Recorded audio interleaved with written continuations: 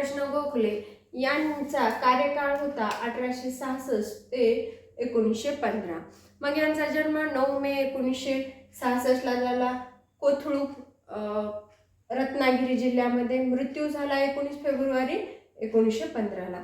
ते कोण होते तर मवाळ नेते होते. त्याचबरोबर महात्मा गांधी यांचे राजकीय गुरु म्हणून कोण होते असा प्रश्न परीक्षेत विचारला तर ते सुद्धा गोपाळ कृष्ण गोखले हे होते.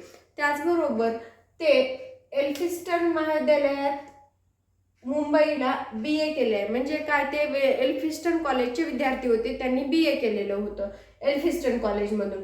नंतर त्यांनी पुण्यात फर्ग्युसन कॉलेजमध्ये इतिहास आणि अर्थशास्त्राचे प्राध्यापक म्हणून कार्य केलं. पण त्याच्यानंतर त्यांची बढती झाली किंवा त्यांचं प्रमोशन झालं, मग ते प्राचार्य म्हणून सुद्धा कार्य केले आहे. फर्ग्युसन कॉलेजमध्ये ते प्राचार्य आणि प्राध्यापक अशा दोन्ही पदावर होते. त्याचबरोबर ते विद्यार्थी कुठल्या कॉलेजचे होते म्हणून विचारलं तर आपल्याला एल्फिस्टन कॉलेज हे सुद्धा लक्षात ठेवावं लागेल.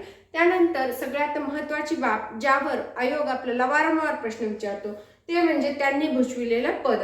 तर त्यांनी 1866 मध्ये डेक्कन एज्युकेशन सोसायटीचं सदस्यत्व स्वीकारलेलं होतं. त्याचबरोबर ते फर्ग्युसन महाविद्यालय पुणेमध्ये प्राध्यापक म्हणून 1885 ते 1902 पर्यंत कार्य केलं. 1902ला त्यांनी प्राचार्य म्हणून फर्ग्युसन कॉलेजमध्ये कार्य केले. त्यानंतर पुणे सार्वजनिक सभेचे ते सचिव होते 1891ला.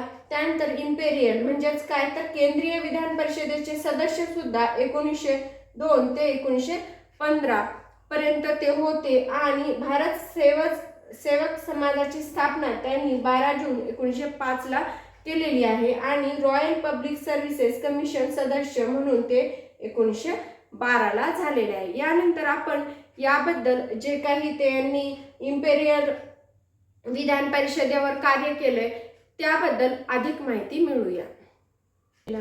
सुरुवातीला गोपाळ कृष्ण गोखले हे मुंबई विधान परिषदेचे सदस्य राहिलेले आहेत. ते 1899 ते 1802 या कार्यकाळात.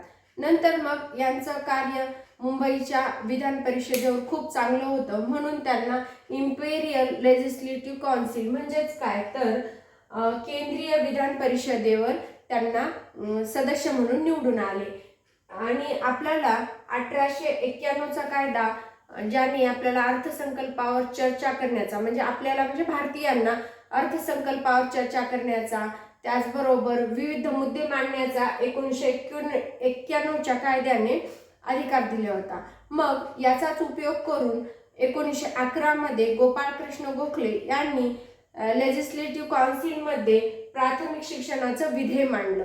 मग यावर सुद्धा आयोगाने प्रश्न विचारून झाला की प्राथमिक शिक्षणाचं विधेयक 1911 मध्ये कुणी मांडलं तर ते होते गोपाळ कृष्ण गोखले यांनी 1911 मध्ये प्राथमिक शिक्षणाचा काय म्हणतात विधेयक मांडलं. त्याचबरोबर मोफत व सक्तीचं प्राथमिक शिक्षण पुरस्कार हे सुद्धा कार्य गोपाळ कृष्ण गोखले यांनीच केलं. त्याचबरोबर लष्करी खर्चात कमी करण्याची मागणी, मिठावरील कर कमी करण्याची मागणी, शेतसारा कमी करण्याची मागणी, त्याचबरोबर सामान्य जनतेचे जे काही प्रश्न असतील ते गोपाळ कृष्ण गोखले यांनी इम्पेरियल लेजिस्लेटिव्ह काउन्सिलमध्ये मांडले.